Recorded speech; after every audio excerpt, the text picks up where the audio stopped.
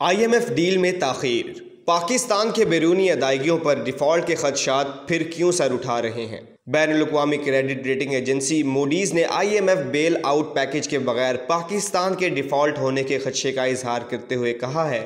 کہ آئندہ ماہ یعنی جون کے مہینے کے بعد پاکستان کی بیرونی فنانسنگ کی ضروریات کو پورا کرنے کی صلاحیت میں کمزور ہے۔ موڈیز نے اس خدشے کا اظہار بھی کیا ہے کہ پاکستان اپنے کم زر مبادلہ کے ذخائر کی وجہ سے ڈیفالٹ کر سکتا ہے۔ واضح رہے کہ زر مبادلہ کی کمی کے شکار ملک پاکستان کے لیے بیرونی فنانسنگ کی سہولت کے لیے بین الاقوامی مالیاتی فنڈ IMF نے سٹاف لیول معاہدے پر ابھی تک رضامندی ظاہر نہیں کی ہے، جس کی وجہ سے IMF قسط کے علاوہ دوسرے ممالک اور عالمی مالیاتی اداروں کی فنانسنگ بھی رکی ہے۔ ماضی قریب میں پاکستان کے وزیر خزانہ اسحاق ڈار کی جانب سے بارہا IMF کے ساتھ معاہدے پر جلد دستخط ہونے کا عندیہ دیا گیا، ابھی تک اس پر کوئی پیش رفت نہیں ہو سکی۔ معاہدے میں تاخیر کی وجہ سے پاکستان کے لیے اس وقت بیرونی فنانسنگ کے دروازے تقریباً بند ہیں،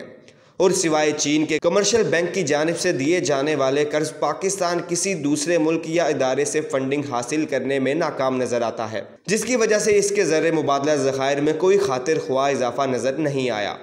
یہی وجہ ہے کہ IMF پروگرام کی بحالی میں تاخیر کی وجہ سے ملک کے دیوالیہ ہونے کے خدشات ایک بار پھر سر اٹھا رہے ہیں، جن میں رواں برس فروری کے مہینے کے آغاز پر IMF کے ساتھ ہونے والے مذاکرات اور معاہدے پر دستخط کے امکان کی وجہ سے کمی آئی تھی۔ واضح رہے کہ فروری کے آغاز میں اسلام آباد میں ہونے والے مذاکرات کے بعد دونوں فریقین کے درمیان ورچوئل مذاکرات بھی ہوئے تھے، تاکہ پاکستان کے لیے $1 ارب سے زائد کی قسط جاری ہو سکے، جس کی پاکستان کے زر مبادلہ ذخائر کو اس وقت اشد ضرورت ہے۔ IMF معاہدے میں تاخیر کی وجہ کیا ہے؟ حالیہ دنوں میں وزیر خزانہ اسحاق ڈار نے سینیٹ آف پاکستان کو آگاہ کیا ہے کہ IMF سے معاہدے میں تاخیر کی کچھ تکنیکی وجوہات ہیں۔ پاکستان نے جنوری کے مہینے سے لے کر اب تک IMF پروگرام کی بحالی کے لیے مختلف شرائط پوری کی ہیں، جن میں بجلی کے شعبے میں سبسڈی کا خاتمہ اور بجلی کے بلوں میں اضافی سرچارج کی منظوری شامل ہے۔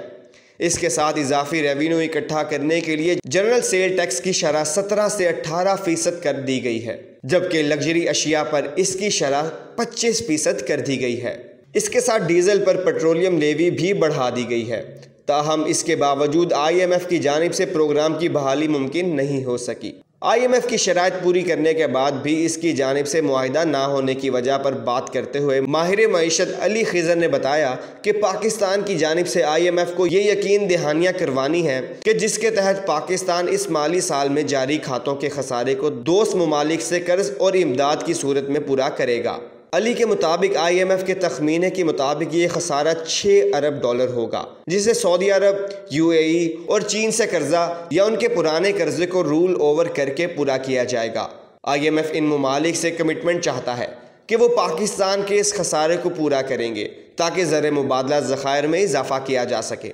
دوستو، امید ہے آج کی ویڈیو آپ کو پسند آئی ہوگی۔ آپ سے گزارش ہے آپ ہمارا YouTube چینل سبسکرائب کریں، بیل آئیکن پر کلک کریں، ویڈیو کو لائک کریں، کمنٹ کریں اور شیئر کرنا نہیں بھولیے گا۔